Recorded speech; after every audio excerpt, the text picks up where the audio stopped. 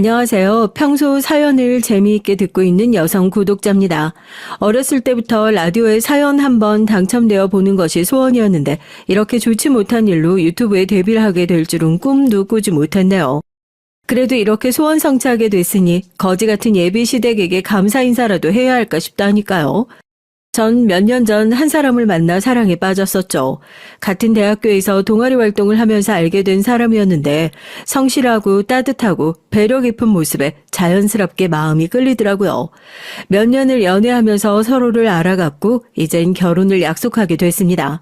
이 사람이라면 정말 평생을 함께해서 두렵지 않겠구나 딱 이 확신이 있었거든요. 그렇게 결혼 다짐을 하고 처음엔 모든 것이 참 즐겁고 행복하기만 했어요. 서로 다른 환경에서 자랐지만 그 차이를 존중하고 이해하려고 했으니 말이죠. 적어도 전 그렇다고 믿고 있었어요. 이쯤에서 제 소개를 조금 더 해보려고 하는데 제가 가정 환경이 이 모든 사단의 원인으로 여겨졌기에 소개를 안 할 수가 없겠네요. 전 3대째 이어온 지역에 전통 있는 운송회사를 물려받을 준비를 하고 있는 사람입니다. 가족이 운영하는 회사는 생각보다 규모가 크고 주변엔 꽤 잘나가고 탄탄한 집안이라고 평가를 해주시곤 하죠. 하지만 저희 가족은 남들에게 잘난 척하거나 과시하는 걸 별로 좋아하지 않아요. 아버지는 항상 제게 이렇게 말씀을 하셨거든요. 서윤아, 살면서 꼭 명심해야 돼. 진짜 부자는 조용히 검소하게 사는 거다. 허세 부릴 시간에 더 좋은 일을 하는 게 마음까지 부자인 법이야. 이걸 꼭 명심하면서 살기 바란다. 아버지의 가르침 덕에 저 역시 자연스럽게 검소한 삶이 당연해졌고 그 삶을 선택했어요. 집엔 억대가 넘는 고급 외제차도 여러 대 있고 회사 소속 차량도 수십 대가 넘지만 일상에선 굳이 끌어낼 생각조차 하지 않았죠. 출퇴근은 늘 지하철이나 버스를 이용하고 옷차림도 그냥 편안한 청바지와 운동화 정도로 아주 충분하다는 것이 제 아버지 신념이자 저의 신념이었죠. 나한테 관심 있는 사람 세상에 별로 없는 법이지. 내가 편하면 그만인 거야. 또 대중교통처럼 경제적이고 효율적인 게 어딨어? 당연히 누리며 살아야지. 직접 차 운전할 시간에 대중교통 타고 책 한 줄이라도 더 읽는 게 맞지. 이런 제 10년 때문이었을까요? 저희 가족은 겉모습만 보고 저희를 다 아는 듯 판단하려는 사람들이 많았습니다. 그리고 그 오해는 제가 결혼을 앞두고 있던 그 순간 아주 큰 사건으로 터지게 됐어요.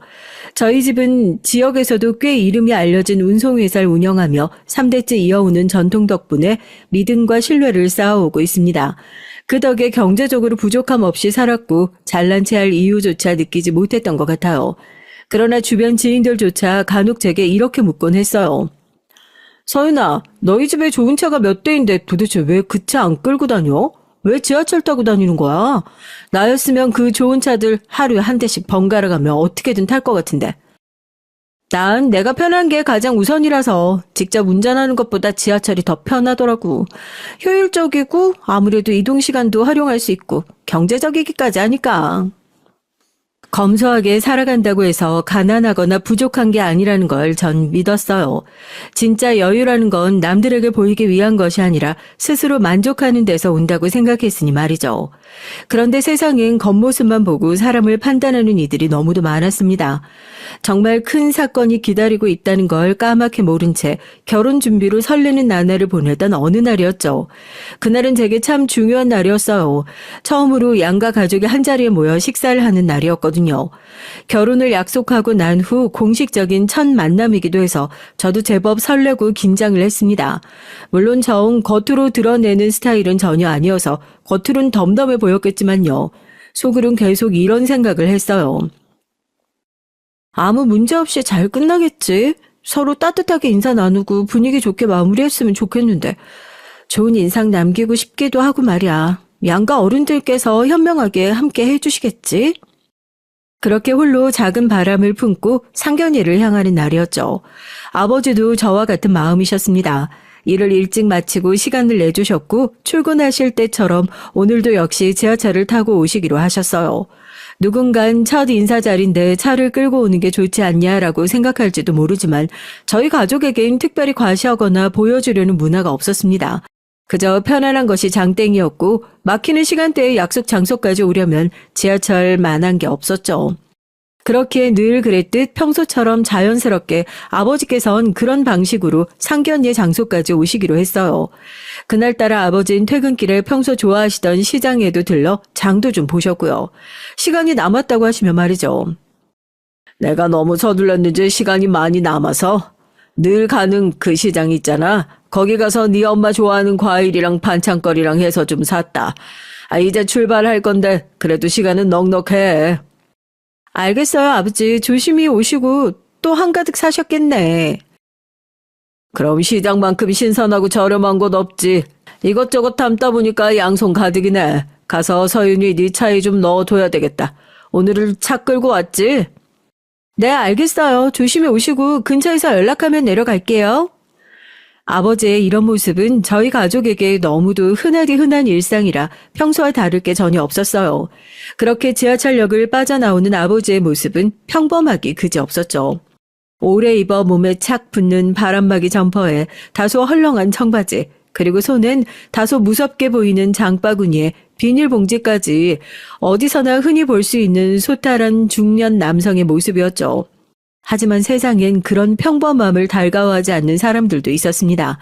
지하철역 출구 쪽에서 마침 그 모습을 목격한 분이 계셨어요. 바로 제 시어머니셨습니다. 처음엔 못 알아보셨어요. 그도 그럴 것이 예비 시어머님이 상상했던 운송회사 사장님의 모습은 아마도 번쩍이는 외제차에서 내리는 멋진 정장 차림의 신사였겠죠. 하지만 현실은 너무도 달랐습니다. 아버지는 도착하신 후 멀끔한 정장으로 갈아입으실 계획이셔서 제가 차를 끌고 차 안에 정장과 구두까지 다 챙겨온 상황이었거든요. 그런데 하필 지하철역 앞에서 먼저 마주치신 거예요. 멀리서 아버지를 바라보던 예비 시어머님의 표정은 순식간에 굳어버렸습니다. 처음엔 인상을 찌푸리며 고개를 갸웃거리더니 곧 굳은 얼굴로 절 찾아오셨어요. 서윤아, 너 잠깐 나랑 얘기 좀 하자. 네? 네, 어머님. 어쩐지 짧고 단호한 말투에서 차가운 기운이 뚝뚝 흐르고 있었죠. 아버지를 뒤로하고 근처 후미진 골목 쪽으로 들어가 곧바로 쏘아붙이듯 말씀하셨어요. 너 이 집 부자라고 안 했어? 내가 지금 본 저 사람이 너희 아버지가 맞니? 부자라며 너 사기친 거야 뭐야? 부자의 회사 대표라는 양반이 지하철 타고 저 옷차림에 장바구니 들고 다니는 게 말이나 돼? 너 딱 걸렸어, 지금? 네? 어머님 그런 거 아닙니다. 지금 너무 말씀 지나치게 하시는 것 같아요. 그럼 내 아들이 사기 집안에 장가갈 뻔했는데 내가 정상적으로, 이성적으로 너랑 대화할 수 있겠니? 회사 대표인 양반이 어떻게 저런 차림으로 지하철을 타고 오냐고. 네가 생각해도 이상하지 않니? 내가 못 봤으면 어쩔 뻔했어. 예비 시어머니의 말엔 놀람과 실망, 심지어 분노까지 뒤섞여 있었습니다. 눈빛은 매섭게 좁아져 있었고 목소리도 떨렸죠. 마치 속았다는 감정이 고스란히 묻어나고 있었어요. 그 순간 전 숨이 턱 막히는 기분이 들었습니다. 무슨 말을 해야 할지 모르겠더라고요. 설명을 하려고 해도 이미 마음을 닫은 사람 앞에선 아무 소용이 없다는 걸 직감적으로 알았죠. 부자라면 반드시 고급 외제차를 타야 하고 누가 봐도 화려하게 살아야 한다는 생각을 가진 사람에게 검소함을 미덕으로 삼는 저희 가족의 신념을 얘기하는 건 그저 변명처럼 들릴 뿐이라는 걸 알았죠. 짧은 순간 수많은 생각들이 스치기 시작했어요. 우리 아버진 정말 멋지신 분인데 저 손에 들린 장바구니 안엔 가족을 생각하는 마음들이 가득 담겨 있는 건데 어떻게 겉모습 하나로 이렇게까지 사람을 평가하는 거지? 정말 이 결혼 앞으로 괜찮은 걸까? 마음 한켠이 서늘해졌습니다. 하지만 그 자리엔 억지로 해명하지 않았어요. 그저 조용히 고개를 끄덕였을 뿐이죠. 그날 식사는 예정대로 이어졌지만 예비 시어머님의 차가운 시선은 식사 내내 계속 저와 아버지를 향하고 있었어요. 그리고 불길한 예감은 곧 현실이 됐습니다. 겉으론 아무렇지 않은 척 평소와 다름없이 미소를 지으려 노력했지만 심장은 계속 빨리 뛰고 있었어요. 예비 시어머님의 차가운 눈빛이 머리 위에 먹구름처럼 드리워진 듯한 기분이었거든요. 식당은 꽤 고급스러운 곳이었습니다. 창가 쪽에 잡아놓은 자리엔 조명이 은은하게 비치고 있었고 테이블 위엔 꽃이 소박하게 꽂혀 있었어요. 분명히 좋은 분위기여야 했는데 막상 그 자리에 앉자 공긴 무겁고 숨이 막혔습니다. 예비 시어머님은 식사를 하시면서도 시종일관 굳은 표정이셨어요. 젓가락을 쥔 손은 지나치게 단단히 힘이 들어가 있었고 가끔 절 흘끗흘끗 쏘아보는 것도 숨기지 않으셨죠. 아버지님이 그 분위기를 읽으셨고 그저 묵묵히 식사를 이어가셨습니다. 늘 그러셨듯 상황을 억지로 풀려고 하지도 변명하려고 들지도 않으셨어요. 그저 묵묵히 마치 아버지의 신념을 보는 듯 했어요. 언젠가 제게 이런 말씀을 하신 적이 있거든요. 말은 언젠가 필요할 때 쓰는 거다. 상황이 좋지 않다고 해서 말을 억지로 이어간다면 그 이어간다는 말의 대가는 더욱 클 것이야. 불필요한 말을 굳이 하지 않는 이유이기도 한 거지. 전 제 아버지를 너무나도 잘 알고 있었기에 말씀하지 않으셔도 그게 어떤 의도인지 정확하게 파악하고 있었어요. 대화는 참 어색하게 흘러가기 시작했습니다. 평소라면 양가 부모님들이 서로 안부 묻고 자식인 저희 두 사람의 어린 시절 얘기하며 웃음꽃을 한창 피울 시간인데 저희의 상견례 분위기는 전혀 달랐어요. 예비 시어머님은 껄끄러운 미소를 억지로 짓다가 틈만 나면 아버지께 은근히 쏘아붙이는 질문을 던졌죠. 운송업 하신다고 들었는데 요즘 같은 시대에도 그런 업종의 수익이 좀 괜찮나요? 요즘 젊은 사람들 부모 덕에 편하게 살려고 하는 경향이 많다고 하던데 서윤이도 그러는 거 아닌가 모르겠네요. 말끝마다 깔린 뾰족한 가실 전 모를 수가 없었습니다. 예비 시아버지와 예비 남편은 분위기를 수습하려고 애썼지만 이미 예비 시어머님은 마음을 닫아버린 상태였어요. 무슨 말을 해도 무슨 미소를 지어도 저희 가족을 다시 보려고 하지 않았습니다. 전 조용히 고개를 숙이며 음식을 삼키는 척하며 겨우겨우 버티고 있었고요. 목구멍은 말라붙고 수저를 드는 손은 점점 살짝씩 떨리기 시작했어요. 하지만 전 애써 담담한 표정을 유지하고 있었어요. 괜히 억울하다고 속상하다고 티를 내는 건 아버지께 더 큰 짐을 드리는 일이라는 걸 알았기 때문이었죠. 아버지도 역시 말 없이 식사를 이어가셨고 가끔 눈이 마주치면 꼭 이렇게 말씀을 해주시는 것 같았습니다. 서윤아, 괜찮다. 네 잘못 아니야. 이렇게 말하는 듯 따뜻했지만 그 따뜻함이 오히려 더 제 가슴을 아리게 만들었어요. 그렇게 지옥처럼 느껴지는 식사가 드디어 끝을 향해 달려가고 있었죠. 저와 아버지 그리고 예비 시어머님 사이엔 보이지 않는 아주 두터운 벽이 세워진 채였습니다. 식당을 나서면 예비 시어머님은 마지막까지 짧은 한마디를 남기셨어요. 뭐 각자 이제 가시죠. 사실 제가 오늘 생각이 좀 많아져서요. 평소에 표정 관리도 잘 못하고 해서 뭐라고 더 말해야 할지 모르겠네요. 그럼 이만. 전 예비 시어머님의 말을 들으며 가슴속에 조용히 무언가를 다짐하기 시작했습니다. 이 결혼 정말 괜찮은 걸까? 과연 이런 오해와 편견을 끌어안고 평생을 함께할 수 있을까? 점점 자신이 없어지는데 어쩌지? 그리고 전 알았어요. 곧 다가올 상황과 결정을 말이죠. 그 어색하게 숨막히던 자린 솔직히 정말 끔찍했어요. 예비 시어머님은 내내 표정이 굳어 있었고 음식을 집을 때마다 날카로운 눈빛으로 저와 아버지를 번갈아 노려보며 말씀하셨거든요. 이 음식은 좀 짜네. 이 집 분위기가 생각보다 별로고 맛도 좀 그렇네. 누가 알아본 건지. 서윤이 네가 예약한 거냐? 네? 아, 네 어머님 상견례 장소로 유명하다고 해서 예약했는데 입맛에 안 맞으세요? 그럼 넌 이게 입맛에 맞니? 평소에 짜게 먹는구나. 짜게 먹으면 건강에 안 좋은데 우리 집은 짜게 먹는 사람 없다. 제가 입맛을 좀 바꿔볼게요. 짜게 먹는 줄 몰랐어요. 여태 모르다니 대단하다. 그나저나 요즘엔 다들 차로 이동하는데 어떻게 지하철 타고 오신 건지 정말 궁금해서요. 계속해서 공격적인 질문을 이어갔고 숨이 막혔습니다. 마치 무심하듯 툭툭 내뱉는 말마다 숨겨진 비아냥이 뾰족한 가시처럼 박혀 있었거든요. 아버진 아무 말 없이 그저 웃기만 하셨어요. 누군가의 무례함에 늘 함부로 화를 내지 않으셨고 묵묵히 자신의 그릇을 지키는 모습이셨던 아버진 그날도 마찬가지였어요. 솔직히 그런 아버지의 모습을 볼 때마다 존경심이 들었지만 그날은 저 때문에 이런 불편한 자리에 끌려 나온 것 같은 죄송함이 너무 컸습니다. 예비 남편도 어쩔 줄 몰라하며 물만 연거푸 마셨었죠.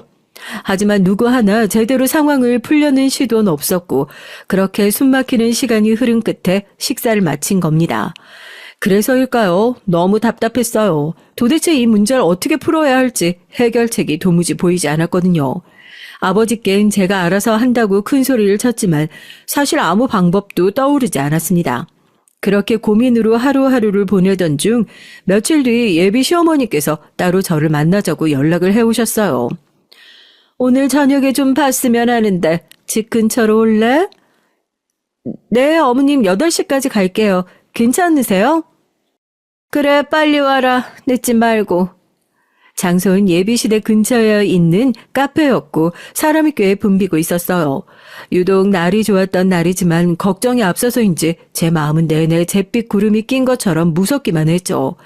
카페에 들어서자 예비 시어머님은 창가에 앉아 절 기다리고 있었습니다. 날렵하게 정리된 머리 한치의 흐트러짐도 없는 차림새 그리고 굳게 담은 입술은 절 더 긴장하게 만들었어요. 전 조심스럽게 다가가 고개를 숙이며 인사를 했습니다. 어머님 안녕하세요. 오래 기다리셨어요? 오래 기다렸다가 뭐 달라지니? 그냥 앉아. 예비 시어머님은 팔짱을 낀 채 다리를 꼬고 절 노려보며 머리끝부터 발끝까지 훑어보기 시작하셨죠. 그리고 아주 차갑게 앉으라고 말하는 그 말투엔 선을 긋는 듯한 냉정함이 느껴졌습니다. 딱딱한 목소리에 전 조심스럽게 자리에 앉았어요. 그 짧은 순간에도 심장이 쿵쿵 소리를 내고 있었고요. 한참을 말없이 커피를 휘젓던 예비 시어머님은 마침내 입을 열었습니다. 까놓고 말할게. 내가 빙빙 돌려 말하는 걸 못해서 딱 질색이거든. 우리 집 귀한 아들 가난한 집구석에 보낼 순 없겠다. 생각해 봤는데 이 결혼 없는 걸로 하는 게 맞겠어.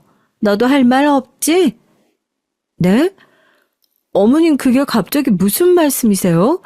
단지 가난한 집구석이란 이유로 파혼하잔 말씀이세요? 그래, 맑게 알아들으니 다행이구나. 가난한 집구석이랑 사돈 맺을 생각 전혀 없다고. 우리가 뭐가 부족해서? 아니 내 아들이 뭐가 부족해서 그딴 집구석 사위로 들어가겠어? 구질구질하게 질질 끌지 말고 깔끔하게 정리하도록 해. 저 말을 이어가며 정말 잠시나마 숨이 안 쉬어지는 듯 했어요. 심장 소리가 귀를 때리고 있었고요. 머리가 하얘지고 아무 생각이 나지 않았습니다. 순간 변명을 하고 싶었죠. 가난하지 않다고 겉모습만 보고 판단하지 말아달라고. 제 아버지는 누구보다 성실하고 존경받는 분이라며 무수히 많은 말들이 목구멍까지 차올랐지만 전 모든 말을 꾹 삼켰습니다. 그 순간 제 아버지의 말씀이 떠올랐거든요. 진짜 부자는 말로 증명하지 않는 거야. 자존심을 보여주는 거지 떠드는 게 아니다. 숨을 깊게 들이쉬었습니다. 그리고 고개를 숙이며 조용히 아주 분명하고 단호하게 말했어요. 네, 알겠습니다. 깔끔하게 정리하는 걸로 하는 게 좋겠어요. 좋은 시간 내주셔서 감사합니다. 제 목소린 단단하고 고요했습니다. 서러운 감정을 애써 억지로 삼키면서 미소 지으며 인사했어요. 그런 제 모습에 예비 시어머니의 눈썹이 살짝 꿈틀거렸죠. 아마 제가 무릎이라도 꿇고 매달릴 거라 기대했는지 모르겠어요. 하지만 전 담담하게 의자에서 일어났고 그 자리에서 먼저 벗어났습니다. 카페 문을 나서는 동안 머릿속이 시끄러울 정도로 생각이 많았지만 전 속으로 생각했죠. 아버지와 내가 살아온 길이 틀리지 않는다는 걸 반드시 보여줄 거야. 그리고 날 함부로 깎아내린 사람 앞에 다신 고개 숙이지 않을 거야. 내 아버지를 위해서라도 말이야. 그날 전 마음속에 단단한 돌 하나를 얹었어요. 그리고 그 돌은 곧 거대한 반격의 발판이 될 거란 걸 직감하고 있었죠. 카페 문을 나서자 찬바람이 얼굴을 스쳤습니다. 그렇게 찬바람도 아닌데 유독 그날따라 바람은 살을 애는 듯 차가웠어요. 길거리를 걷는 사람은 다들 바쁘게 지나가고 있었고 제 눈엔 웃으며 통화하는 사람들, 연인처럼 보이는 커플들의 행복함이 보였습니다. 모두가 그렇게 각자의 평온한 일상 속에 있었지만 전 그 틈에서 어쩐지 한없이 혼자가 된 기분이 들었어요. 가방끈을 꼭 쥐었습니다. 손끝이 하얗게 질릴 정도로 가슴 한복판에선 무겁고 쓴 감정이 천천히 퍼지고 있었죠. 억울함, 분노, 서러움, 그리고 깊은 외로움이 절 지배했어요. 가난한 집구석이라고? 정말 우리 집이 가난하다고 한들 어떻게 그런 말을 함부로 할 수가 있지? 그래, 애초부터 돈 밝히는 집안과 혼사하는 거 아니었어. 내가 포기하는 게 맞아. 아니, 깔끔하게 지우자. 지워내자. 저희 집은 그렇게 부끄러운 곳이 아닌데 아버진 평생을 정직하게 살아오셨고 전 누구보다 잘 알고 있기에 화가 났습니다. 단지 지하철을 타고 장바구니를 들었다는 이유만으로 우리 가족 전체가 함부로 평가당하고 전 한순간에 사랑받을 자격을 잃어버렸죠. 평생의 동반자를 잃었던 날이었어요. 작은 한숨이 새어나왔고 눈물이 핑 돌았지만 억지로 꾹 참았죠. 적어도 이 길 한복판에서 울며 불며 하는 못난 모습을 제 스스로에게 보이고 싶지 않았습니다. 어릴 때부터 아버지가 가르쳐 주셨던 말이 떠올랐어요. 서윤아, 약한 사람은 세상이 서럽다고 울지만 강한 사람은 세상을 바꿀 생각을 하는 거야. 슬플 땐 울어도 괜찮아. 하지만 울고 난 뒤엔 반드시 고개 들고 일어나야 한다. 발걸음을 멈추고 고개를 들었어요. 검은 하늘 그리고 저 멀리 점점 보이기 시작하는 집에서 웃으며 절 반기실 아버지의 모습이 희미하게 보였습니다. 아무리 세상이 우릴 오해하고 몰라줘도 언제나 절 지켜봐주는 단 한 사람, 눈가를 스치는 바람 속에 전 조용히 속삭였어요. 괜찮아, 서윤아. 울지 말자. 네가 누군지 아버지가 얼마나 대단한지 적어도 너 자신은 알고 있잖아. 그럼 됐어. 그리고 다시 한 발, 또 한 발, 무겁지만 결코 주저하지 않는 발걸음으로 집을 향해 걸어갔죠. 저 멀리 집이 보였습니다. 그곳은 따스하고 다정한 진짜 제 가족들이 기다리고 있는 곳이었어요. 전 이대로 무너질 수 없다고 누구보다 자랑스러운 우리 가족을 절대 부끄러워할 이유가 또 그런 취급을 받게 할 이유가 없다고 생각했어요. 대문을 열고 들어섰을 때 따뜻한 온기와 맛있는 냄새가 집안 가득 퍼지고 있었습니다. 현관문 너머로 보이는 아버지의 모습은 여전히 평소처럼 단정했고 테이블 위엔 아버지가 끓였을 법한 국 한 그릇과 반찬들이 놓여 있었어요. 늦었네 딸, 얼른 저녁 먹자. 아버지의 목소리는 평소처럼 다정했지만 전 그 다정함에 오히려 가슴이 더 미어졌습니다. 신발을 벗고 무거운 발걸음으로 다가가 식탁에 앉았어요. 아버지는 아무 말 없이 제 앞에 국을 밀어주었습니다. 전 젓가락을 짚지도 못한 채 고개를 푹 숙였어요. 잠시 아무 말도 없이 시간이 흘렀습니다. 그리고 전 조심스럽게 오늘 있었던 일을 모두 얘기했어요. 미안해요, 아버지. 그런 말 듣고 나도 도저히 그 결혼을 못할 것 같아서 더 해명하지도 않고 그냥 먼저 일어나서 와버렸어요. 예비 시어머님의 싸늘한 눈빛과 가난한 집구석이라는 모욕, 그리고 결국 파혼이라는 통보까지 말을 하면서도 목이 메었고 한참을 망설이다가 겨우 끝까지 털어놨어요. 아버진 말없이 절 바라보다가 천천히 한숨을 쉬며 웃으셨습니다. 그런 일이 있었구나. 그래, 너 괜찮은 거야? 그 짧은 다정한 한마디에 전 이상하게 한쪽 가슴이 툭 무너져 내리는 것 같았습니다. 분명 억울하고 서러워서 눈물이 쏟아질 것 같았지만 아버지 앞에선 울고 싶지 않았어요. 그런데 이상하게 감정 자체를 주체할 수가 없었고 이내 눈물이 쏟아졌죠. 그런 저를 한참 동안 바라보시던 아버진 국물 한 숟갈을 뜨며 조용히 말씀하셨습니다. 너 임마 이 김치찌개 끓여놓으라고 해서 아버지가 일찍부터 끓여놨다. 하필 네 엄마 모임인 날에 김치찌개가 먹고 싶다고 하니 아버지가 해야지 뭐. 그러니까 얼른 먹어봐. 기가 막혀. 아버지 괜찮아? 미안해. 파혼이라니 정말 미안해. 서윤아, 말로 해봐야 못 알아듣는 사람은 직접 보여줘야지. 울 것도 미안할 것도 없다. 보여줘야겠구나. 그 말에 전 고개를 들었어요. 아버지와 제 눈빛이 딱 마주친 그 순간 길게 말을 주고받지 않아도 저희는 이미 서로의 마음을 읽을 수 있었습니다. 굳이 과시할 필요는 없지만 때론 보여줄 줄도 알아야 한다고 했던 말 맞죠? 아버지? 그래, 그러니까 얼른 김치찌개 먹어. 배불리 먹어야 싸울 힘도 있는 거야. 아버진 그렇게 살아오셨고 저 역시 그 가르침을 따라왔습니다. 하지만 오늘 가족을 함부로 무시하는 사람 앞에서 더는 조용히 넘어가지 않기로 전 결심했어요. 제가 그럼 어떻게 보여줄 수 있을까요? 조용하지만 단호하게 물어보자 아버진 장난스러운 웃음을 지으며 손가락을 튕겼어요. 딸, 아버지가 보여줄 게 한두 가지야. 우리 회사 차들만 해도 몇 대야. 회사 로고 박힌 비싼 대형 트럭들에 외제차들에 다 모으면 돈이 얼마야. 그것만 보여줘도 끝이야. 난 그런 생각 못 해봤는데 아버지 대박이네요. 보여줄 땐 확실하게, 짓밟을 때 역시 확실하게. 찍소리도 못하도록 해야 탈이 안 나지. 아버지 믿고 밥이나 든든히 먹어. 울지 말고. 제 심장이 쿵 내려앉다가 다시 고동쳤습니다. 어릴 때부터 회사 마당을 가득 메운 억대 차량들을 보며 자랐던 기억이 떠올랐어요.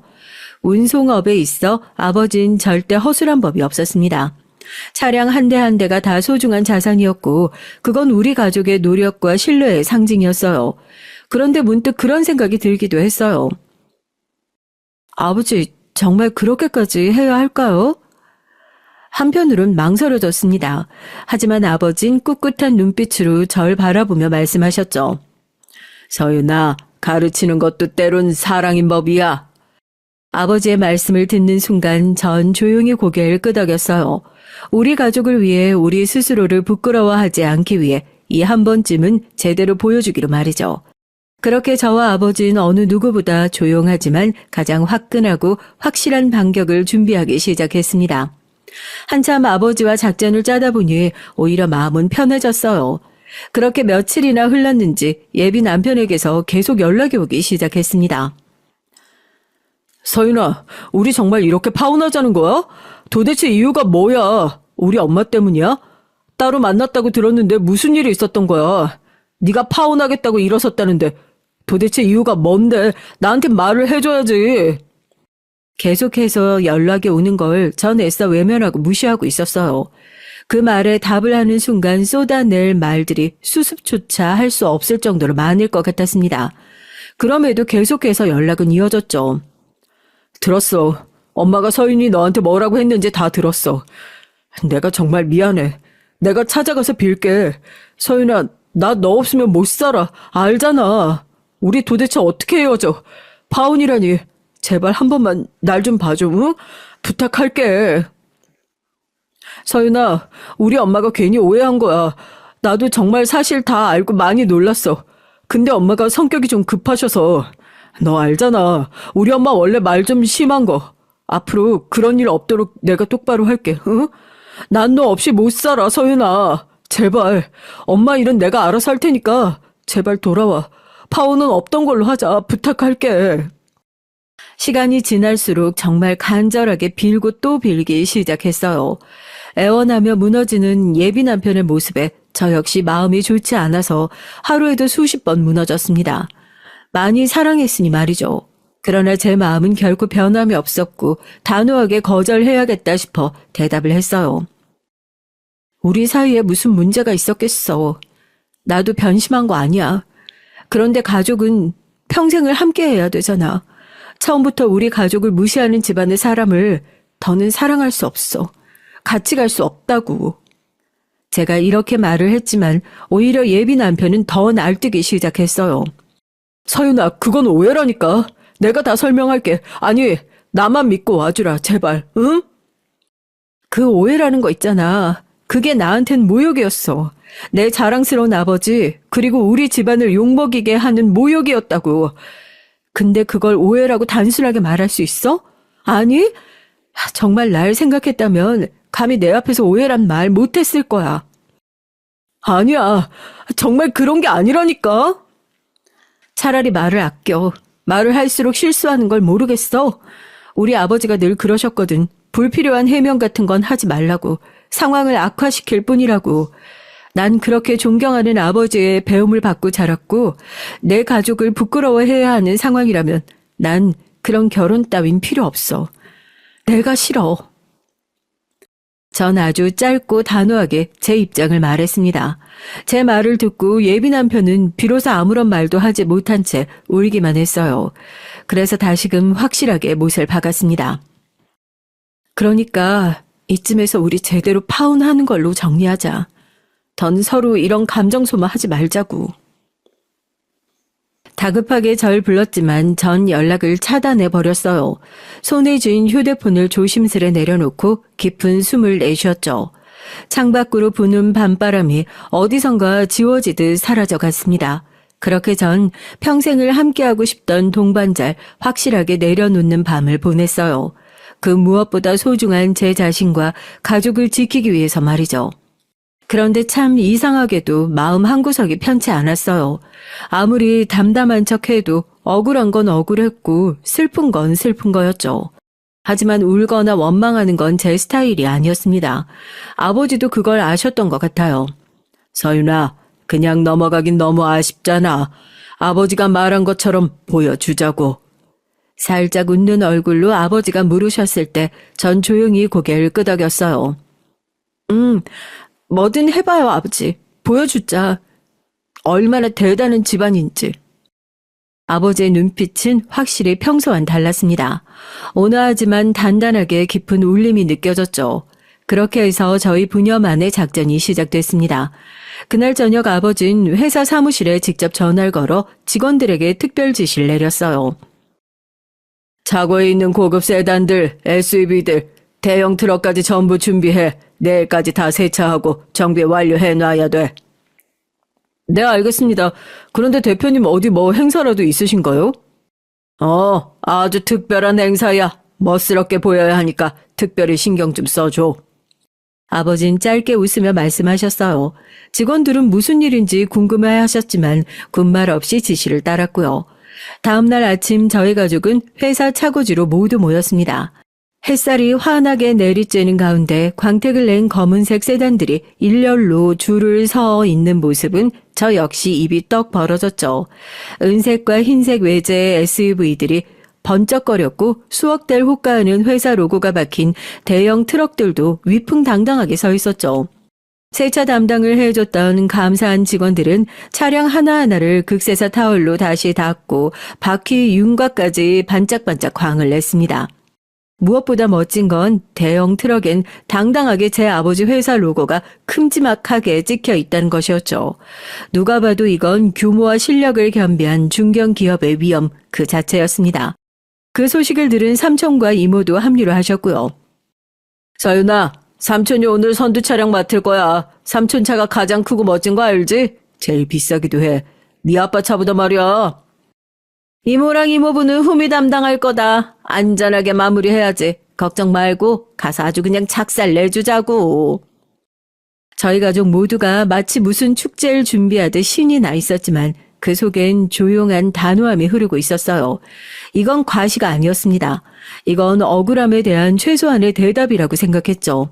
그렇게 저희 부녀가 준비한 값비싼 차량 퍼레이드 시뮬레이션까지 돌리며 준비는 철저했어요. 선두 차량은 고급 세단에 중간은 외제 SUV 대열, 후면은 대형 트럭으로 무게감을 더하기로 했죠. 도착 지점은 예비 시댁 근처 대로변, 차량 간격과 출발 시간까지 초단위로 철저하게 계산하는 아버지의 모습에 정말 놀랐습니다. 그리고 마지막 전 고급스럽게 절제된 고급 수트로 입었어요. 허리에 적당히 핏되는 자켓과 간결한 펌프스 힐, 그리고 단정하게 묶은 머리까지 거울 앞에 선 제 모습은 평소 청바지 입던 모습과는 확연히 달랐습니다. 그래, 그토록 원하는 부잣집 딸의 위엄이 어떤지, 우리 집안이 어떤 집안인지 제대로 보여줄 거야. 오늘만큼은 나 자신을 더 당당하게 보여줄 거야. 마음속으로 조용히 되뇌었어요. 퍼레이드를 준비하는 동안 아버진 절 조용히 바라보다 말씀하셨습니다. 서윤아, 이것만 기억해. 겉으로 보이는 것에 휘둘리는 사람은 결코 본질도 보지 못하는 법이다. 과시하러 간다, 유치하다 생각하지 말고 그런 사람에게 못 보고 놓친 것들이 뭔지 보여준다고 생각하면 좋겠다. 네, 아버지. 나도 그렇게 생각하고 있어요. 못 본 것들이 또 진짜가 뭐였는지 제대로 보여주고 싶어. 저는 눈을 감고 천천히 마음을 정리하며 생각했죠. 오늘 이 작은 행진이 앞으로 내 인생의 걸림돌이 될 사람들을 구별하는 마지막 시험이 되겠구나. 그렇게 우리 가족은 단단히 준비를 마쳤습니다. 모든 것이 완벽하게 준비된 바로 그 순간 전 미소를 지으며 말했어요. 자, 이제 가볼까요? 이제 보여줄 차례잖아요. 그렇게 시댁이 될 뻔한 그곳으로 향했습니다. 차량 퍼레이드를 이끌기 위해 전 아버지와 함께 가장 앞에 선 고급 세단에 올랐어요. 운전석에 앉은 삼촌을 뒤로 하고 저희 부녀는 묵묵히 가고 있었습니다. 그때 아버지는 절 힐끔 보시며 물었죠. 왜? 서윤이 긴장돼? 아니요, 그런 거 아니고 전 오히려 마음이 너무 편해요, 지금. 제 대답에 아버지는 부드럽게 웃으셨습니다. 창밖을 바라보니 뒤따르는 차량 행렬이 도로에 길게 이어져 있었고 광경이 따로 없었어요. 광택이 번쩍이는 차들, 당당한 로고, 모든 준비는 완벽했습니다. 하지만 전 그런 외적인 화려함보다 오히려 제 안에 고요하게 일렁이는 감정에 집중하고 있었죠. 억울함, 분노, 서운함, 아쉬움이 이 모든 감정이 어젯밤까지 절 꽉 채우고 있었지만 오늘 아침엔 신기하게도 다 비워낸 느낌이었죠. 굳이 설명할 필요도 없고 굳이 인정받지 않아도 괜찮았어요. 전 제가 누군지 다 아니까 말이죠. 그런 확신이 제 마음을 단단히 붙잡아 줬습니다. 예비 시댁 근처에 가까워질수록 거리는 점점 붐볐어요. 골목마다 사람들이 서성이고 지나가는 이들은 고급 차량 행렬을 보고 수군거렸죠. 이게 다 무슨 차들이야? 돈이 얼마야 세상에. 혹시 어디 VVIP 행사라도 하는 건가? 연예인인가? 전 뒷좌석 창에 비친 제 모습을 가만히 바라보고 있었습니다.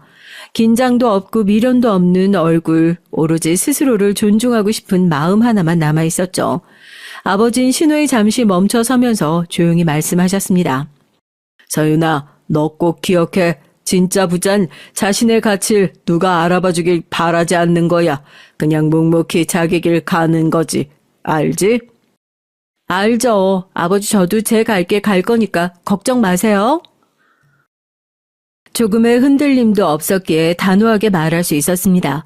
그리고 저희는 마지막 신호를 지나 예비 시댁이 보이는 골목으로 들어섰어요. 긴 퍼레이드의 선두에서 전 조용히 생각했습니다. 오늘 이 자리 내 인생에서 가장 후련한 작별 인사가 될 거야. 예비 시댁은 골목 안쪽에 위치해 있었어요. 그 집 앞에 다다르자 아버지께서 차를 멈추셨죠. 아버지는 천천히 차량 문을 열고 내리셨습니다. 깔끔한 수트 차림, 단정하게 빗어 넘긴 머리, 평소 검소하게만 보였던 아버지가 오늘은 마치 무대 위의 주인공처럼 위엄이 느껴졌어요. 아버지는 한 걸음 한 걸음 너무도 당당하게 예비 시댁 대문 앞으로 걸어가셨습니다. 그 뒤를 이어 삼촌, 이모부, 이모, 그리고 회사 간부님들까지 줄지어 차량에서 내리셨죠. 다들 정중한 표정으로 한 채 흐트러짐 없이 줄을 맞춰 섰습니다. 무엇보다 회사 간부님들까지도 함께 해주시며 정말 감사할 따름이었죠. 평소 아버지께서 해주신 것과 보여주신 것이 있다면 흔쾌히 도와주셨지만 그건 아무리 생각해도 감사한 일이었어요. 바로 그 순간 예비시댁 창문 커튼이 파르르 떨리며 열렸죠. 안쪽에서 사람들의 시선이 몰려오는 게 느껴졌습니다. 예비 시어머니 그리고 예비 남편이었던 그 사람은 창가에서 이 믿기지 않는 광경을 멍하니 내려다보고 있었어요. 전 바로 그 순간 깨달았습니다. 때론 말보다 더 강력한 한 방의 대답이 있다는 걸 말이죠. 또한 날 얕보고 함부로 판단한 사람에게 내 존재를 증명할 필요는 없으나 가끔은 보여줘야 할 때도 있다는 걸 알았습니다. 아버진 대문 앞에 서서 고요히 고개를 끄덕였어요. 그 모습이 그렇게도 든든하고 따뜻하게 느껴졌죠. 그날 저희 부녀는 말이 아닌 행동으로 대답하기로 했으니 말이죠. 예비 시어머님은 한참 동안 말없이 바라보기만 했습니다. 그럴 수밖에 없었겠죠. 도대체 무슨 일이 벌어졌는지 한순간에 이해하기 힘들었을 겁니다. 대형 트럭, 고급 외제 세단, 그리고 선명한 로고들까지 눈앞에 펼쳐진 이 고급 외제차 퍼레이드를 아무리 부정하고 싶어도 부정할 수가 없었을 거예요. 그 순간 예비 시어머니 얼굴은 서서히 굳어갔습니다. 아마 속으로 이렇게 생각하고 있었겠죠. 설마 내가 무시했던 집안이 이 정도였다고? 이게 다 저 집안 거라고? 옆에 서 있던 예비 남편도 눈치를 보는 기색이 역력했어요. 본인 어머니의 얼굴을 살피고 다시 창밖을 보고 연신 안절부절하는 모습이 창문 너머로 훤히 보였죠. 그들은 곧 깨달았을 겁니다. 그토록 쉽게 깎아내렸던 상대가 사실은 자신들이 감히 넘볼 수조차 없는 위치에 있다는 사실을 말이죠. 얼마 지나지 않아 예비 시어머니가 허겁지겁 집 밖으로 뛰쳐나왔어요. 평소 늘 고고하던 그 태도는 온데간데 없고 표정은 초조하고 일그러져 있었죠. 저와 아버지가 대문 앞에 조용히 서 있는 걸 본 예비 시어머니는 헐레벌떡 달려 나오더니 저를 향해 손을 내밀었습니다. 서윤 아가씨, 아니, 서윤 씨. 아유, 내가 왜 이러지? 서윤아, 내가 오해를 크게 했구나. 정말 미안하다. 나 때문에 상처 많이 받았지. 그건 내가 꼭 살면서 갚을게. 그게 진짜로 잘 몰라서 그랬던 거야. 내가 미안하구나. 그 목소리엔 명백한 당황과 조급함이 섞여 있었어요. 손을 뻗은 채 절 붙잡으려는 듯 다급하게 애원하는 표정과 주변을 구경하던 이웃들의 시선이 쏟아졌지만 예비 시어머니는 부끄러움조차 잊은 듯 보였습니다. 전 그날 예비 시어머니의 모습에 사람이 한순간 저렇게 바뀔 수도 있다는 사실을 처음 알았죠. 말은 한없이 가볍고 그 손길은 한없이 불안정했어요. 하지만 전 결코 흔들리지 않았습니다. 마치 오래전부터 준비해온 것처럼 전 아주 조용히 그러나 단호한 미소를 보였어요. 이젠 제가 대답을 할 차례였거든요. 이 손 좀 놓고 말씀하시죠. 불편하거든요. 저도 시간 갖고 생각해 봤어요. 역시나 아무리 생각해도 이 결혼은 없던 걸로 하는 게 맞겠더라고요. 파혼 확인 사살이라고요. 끝이니까 두 번 다시 엮이지 않았으면 해요. 서윤아, 내가 오해했다고, 미안하다고 하자니, 응? 왜 그럴까? 왜 그러니? 전 더 길게 말하고 싶지도 않았어요. 제 말은 이미 충분히 묵직했다고 생각했거든요. 그래도 전 예의 바르게 고개를 깊이 숙여 인사한 뒤 뒤돌아서 아버지가 기다리고 있는 곳으로 걸어갔습니다. 구경하던 이웃들 사이를 뚫고 수십 대의 고급 차량 행렬 사이를 지나 당당하고 조용하게 마치 무대를 걸어 나오는 주인공처럼 말이죠. 뒤편엔 여전히 예비 시어머니의 다급한 외침이 들렸습니다. 절박한 목소리와 절실하게 붙잡으려는 손짓. 그러나 그 모든 것이 이제 너무나도 늦은 후회였어요. 서윤아, 제발 나 믿고 우리 아들 좀 봐줘. 얘가 요즘 사는 게 아니다. 너 없으면 죽겠다고 아주 야단이라고. 그런 예비 시어머니께 아버지는 앞서 말씀하셨어요. 사람 가치를 겉모습으로 판단하는 몹쓸 버릇 평생 고치지 않으면 좋은 인연 다 놓칩니다. 그 몹쓸 버릇으로 귀한 자식의 혼사길 막았으니 고치셔야겠죠. 목소린 크지 않았지만 단어 하나하나가 또렷하게 공기를 때리며 울려 퍼졌어요. 그리고 아버지는 제게 다가와 자연스럽게 어깨를 감싸며 말씀하셨습니다. 딸, 가자. 더 엮일 이유 없어. 그 한마디로 그 자리를 깔끔히 정리하셨어요. 예비 시어머니는 말문이 막힌 얼굴로 그 자리에 얼어붙었습니다. 저 역시 한 번도 뒤를 돌아보지 않았죠. 그저 바람이 스치는 듯한 쿨한 표정으로 고개를 앞으로 단단히 세운 채 고급 세단으로 향했어요. 검소함은 가난이 아니라는 걸, 그리고 절 겉모습만 보고 판단하는 사람에게 내 소중한 미래를 맡길 이유가 없다는 걸 더 명확하게 알았죠. 그날 전 여태껏 아버지가 귀에 피딱지 생기도록 하셨던 진짜 부자란 가진 것을 자랑하지 않아도 된다는 말의 뜻을 명확히 이해했습니다. 또 자신을 존중할 줄 아는 사람만 곁에 둘 수 있는 사람이라는 것도 알았고요. 겉으로 보이는 화려함에 흔들리지 않고 상대방의 진심을 볼 줄 아는 눈을 가진 사람, 그게 진짜 품격이라는 것도 알았어요. 그리고 전 알고 있습니다. 이 선택이 결코 실패가 아니라는 걸, 오히려 더 단단하고 멋진 인생을 향해 나아가는 첫걸음이라는 걸 말이죠. 비록 잠시 아팠고 누군가에겐 아쉬움으로 보일 수도 있겠지만 전 정말 실패라고 생각하지 않고 후회도 없어요. 오히려 파혼을 계기로 제 자신을 더 사랑하게 됐거든요. 무엇보다도 남의 시선이나 기대에 맞춰 사는 삶이 아닌 오직 자신의 믿음과 원칙에 따라 걸어가는 삶을 선택한 순간이었다고 생각해요. 조용하지만 확실한 변화였고 흔들림 없이 떳떳하게 그리고 더 강인하게 살아가고 있습니다. 그렇게 전 시원하게 복수를 하고 새로운 인생을 그 순간부터 다시 멋지게 살아내고 있어요. 멀리서 불어오는 바람처럼 서서히 그러나 거침없이 전 앞으로 나아가기로 마음 굳혔습니다. 어디에도 결코 휘둘리지 않고 어떤 순간에도 제 자신을 잃지 않는 사람이 되기로 굳은 다짐을 하며 말이죠. 어쩌면 아버지께서 제게 많은 가르침을 주신 건 이 험난한 세상 속에서 상처받으며 살아갈 딸의 걱정이 아니었나 싶습니다. 전 그런 아버지의 걱정이 담긴 가르침 덕에 한층 더 성장했다고 생각해요. 꽤나 아픈 인생의 공부였지만 지나고 보니 오히려 값진 시간이었다는 생각도 듭니다. 제 자신 그리고 제 가족의 소중함을 다시금 제대로 깨우쳤으니 말이죠. 그렇게 전 앞으로도 제 소중하고 존경하는 가족을 자랑해야 한다면 자랑하며 살 거예요. 당차고 멋지게 말이죠. 안녕하세요. 전 40대 유부녀입니다. 20대 직장에서 남편을 만나 꽁냥거리며 연애하고 결혼하고 싶어서 안 달랐던 게 바로 엊그제 같은데 벌써 결혼한 지도 15년이 넘었네요. 저와 남편은 변하지 않을 줄 알았습니다. 3년을 넘게 연애하면서도 한 번을 싸우지 않았기에 이 남자와 살면 평생 친구처럼 알콩달콩 살 줄 알았죠. 그런데 그게 다 제 착각이더라고요. 변하지 않는 사람은 세상에 없었어요. 저와 남편도 1년을 넘게 자식 키우며 부부로 살다 보니 둘 다 변하기도 참 많이 변해버렸습니다. 전 요즘 들어 결혼이 뭔지 자식이 뭔지에 대해 생각이 참 많아요. 남편도 자식도 누구 하나 제 편이 되어주는 사람이 없더라고요.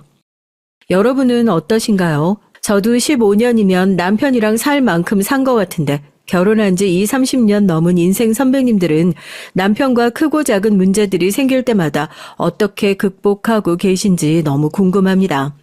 얼마 전까지만 해도 애들 키우느라 정신이 없어서 남편과 대놓고 싸우지도 못했었는데 애들이 좀 크고 나니까 저도 예민해져서 남편이 하는 짓이 다 거슬리기 시작하더라고요.